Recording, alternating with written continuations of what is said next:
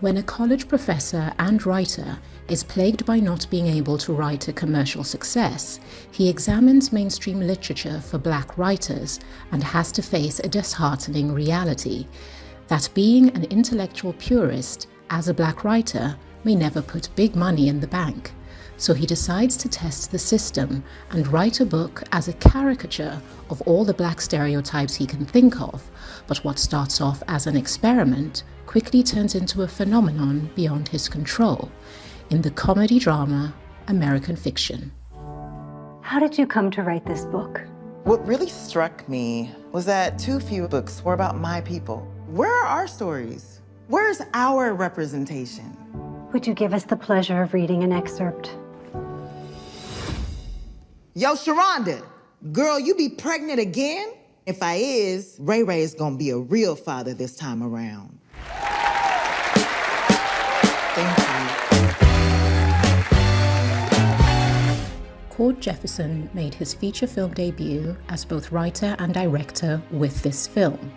And he said from the very beginning of the idea for American Fiction, he was writing the lead role of Thelonious Monk Ellison for Jeffrey Wright, an actor he had admired for years and who he could not understand why he had not played a lead role in a film since playing the ill-fated artist Jean-Michel Basquiat in the eponymously titled biopic Basquiat in 1996, as well as delivering a slew of standout performances in supporting roles like the characters of Felix Leiter, opposite Daniel Craig's James Bond, and Lieutenant James Gordon, opposite Robert Pattinson's Batman. So Cord Jefferson set himself the task of changing that, and he did so with this film. Judita DaSilva, Arise Muse, Nigeria. My first question is for Jeffrey. Sometimes when a director studies an actor and then writes a role for them, something special can happen. We saw Todd Phillips did it for Joaquin Phoenix and we got The Joker. Cord Jefferson did it for you and we have American Fiction. He said that this role was written for you. Did you in turn feel you were made to play this role? Well, I felt certainly a lot of overlap between my life and a certain phase of my life and Monk's journey. It was, you know, he's a guy who's got a lot of opinions about the world and, you know, he's pretty, much an equal opportunity misanthrope. I get all that.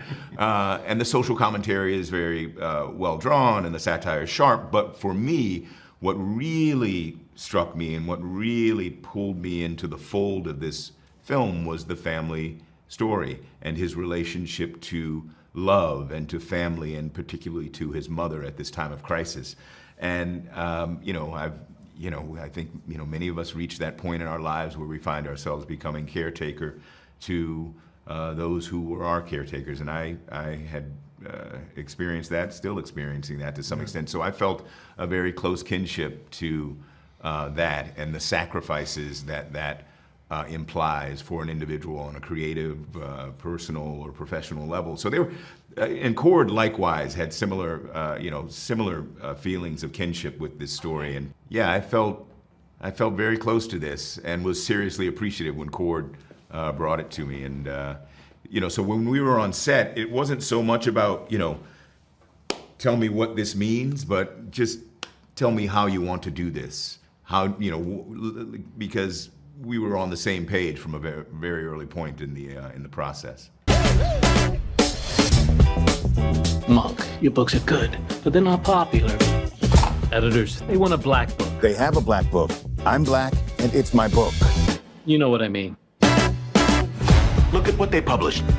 Look at what they expect us to write. I just want to rub their noses in it.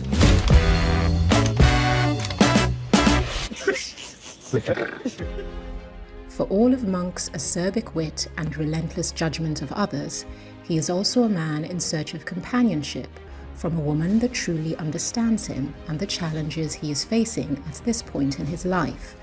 And so steps in neighbor and fellow book lover Coraline, played by veteran actress Erika Alexander. Erika, Watching you and Jeffrey Wright, the relationship dynamic you had on screen, it just came across as so effortless and it had a really charming, matter-of-fact quality about it.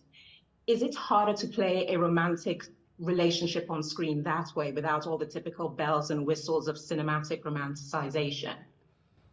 Yes, you said it the best I've ever heard. You absolutely nailed it. Absolutely. It's difficult because what you don't see, what's not said, is what we have to bring, and it has to be intuited. So thank you for seeing, and thank you very much. Oh, amazing. The other thing I noticed is when watching your character on screen, from what she says, how she dresses, her interactions, knowing that this film came from the mind of a Black creative, but you didn't have the typical, you're not a vixen, you're not sassy, you're not a seductress, she just is. Yes. What was it like to know that you got this role? It came from a Black person writing about the Black experience. Well, I was hoping he saw me as a vixen. Says, you know, that vixen needs this role. But you know what? I think that because he's a Black man, he was familiar with all of our work previously. What he saw in me, hopefully, was that I had not had a chance to use this muscle very often. And he wanted to give me the opportunity to do so. I didn't have to hit them over the head with a hammer. I just needed to have the courage to show up and drop a lot of that artifice and just be. And Cord allowed that to happen, and he invited me to play. I love it. Be standing outside in the night. Deadbeat dads, rappers, crack. You said you wanted Black stuff. That's Black, right? I see what you're doing. We sold your book. No. We believe Mr. Lee has written a bestseller. It's a joke. The most lucrative joke you've ever told. Now, is Stag a pseudonym? Yeah. Mr. Lee can't use his real name. Is this based on your actual life? Yeah, you think some college boy can come up with... No, I don't. American Fiction interweaves Monk's personal and professional worlds and how they both equally affect his emotional state, while he grapples with unpredictable and unavoidable changes to the relationships in his life. One of those being with his brother, Clifford, played by Golden Globe as well as Emmy Award-winning actor Sterling K. Brown. Sterling. Yes, Judita. Usually when we see gay characters depicted on screen, they're always portrayed somewhere on the spectrum of camp. And this season, I have enjoyed so much seeing the gay alpha male, whether it's Andrew Scott and Paul Mescal in All of Us Strangers, or Matt Bomer in Fellow Travelers, or yourself in American Fiction. Yeah. Was that a conscious choice when it came to your interpretation of the character? I think so. Like, I was not interested in doing anything that could remotely border on stereotype. And so for me, what was most important was not the fact that he was gay or in the stereotypical sort of way, but that he was someone who was not able to live his most authentic life, right? Who had lived a lie for 20 years with children, with a wife, etc., and been unhappy at that point in time. And then he's now sort of blown everything else up in his life with the hopes of finding a deeper, truthful, more truthful representation of himself within the world, because he knew that only through that could he find real happiness. So and you know, it's funny, because I think sometimes as an actor you have a tendency or a desire to want to throw everything into every performance. You're like, I can do this and I can do that. And you sort of pare things away and you say, what is essential to this character's journey? And I just want to try to live the essential truth of his life. For a first feature film by Cord Jefferson, he can boast an achievement that most novice filmmakers cannot. He managed to assemble a cast of Black Hollywood talent, including Tracy Ellis Ross, Leslie Uggams, and Issa Rae, who all flex their acting muscles on screen, which they've all credited to Cord Jefferson writing a screenplay that made all of them keen to join the production as soon as they read it. Sterling K. Brown and Jeffrey Wright, bless you. Sorry, thank you. They are heavy hitters. When you look at their body of work, like, they don't play. They come in ready to take no prisoners. When you're stepping, like, you know, essentially into the ring with them, Was there any intimidation, or was it excitement to really get stuck in? No intimidation, and this is, I think, just, patting myself on the back, that it ain't my first time at the rodeo to play with heavy hitters. And I have, since I was 14, played with James Earl Jones and, of course, Peter Brook and Joseph Papp and all these amazing people, but also in my life, met them and found that they were regular people. I think what intimidates me the most is whether I can pull it off and I'm what the director needs. I think the insecurities that anybody brings in is that there'll be enough. And then once you realize that the person opposite you still has the same concern, then you can move forward. And that's what you found out very quickly, that Jeffrey Wright, a person I admire and who's as magnificent of an actor as you could get, turns out to be a very humble person who wants to make sure that you're comfortable as well, and that he's working too and curious and not sure. No one's figured it out. And once you realize that you're all in it together, that you still are also within your weight class, that he brought you there partly because you could stand next to that person and you wouldn't be diminished. So then I had to just say to myself, you're here, lay down any fears you have and just be all right. Become yourself, resist what resists in you. So just in general, with American fiction, there's always been a conversation in cinema that giving Black people their ownership of their own stories. As American fiction is already expanding the lexicon of Black cinema, how does that make you feel? Great. It's past time. We're not the only community that needs to have more dynamic storytellers of color.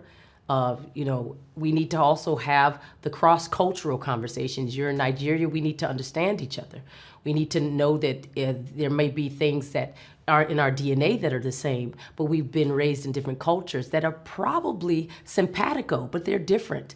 And it's good that we can tell those stories of loss, of orphans, and all these other things, of home, of what it feels like to be different in the world, where here we're a minority, there we're in the majority. I mean, this to me is making things really exciting, but it's through the diaspora as well as different other cultural minorities and again, majorities in the world being invited to this beautiful, big storytelling place. And it's gonna happen. It's you can't stop it. So I'm really excited about it.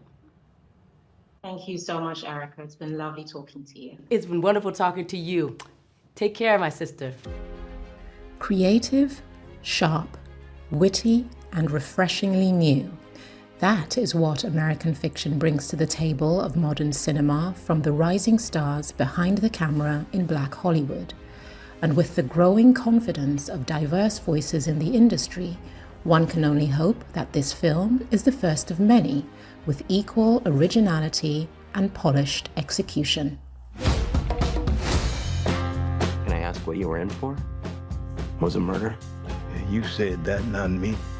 They ran 300,000 copies. Your books change people's lives. They're offering $4 million for the movie rights. Yes! The dumber I behave, the richer I get. This has gone too far. Stag Arley is still on the run from authorities. You haven't done anything. It's not like they can arrest you. Wish I could go back to not selling books. Is it bad to cater to people's tastes? People want to love you, Monk. You should let them love all of you.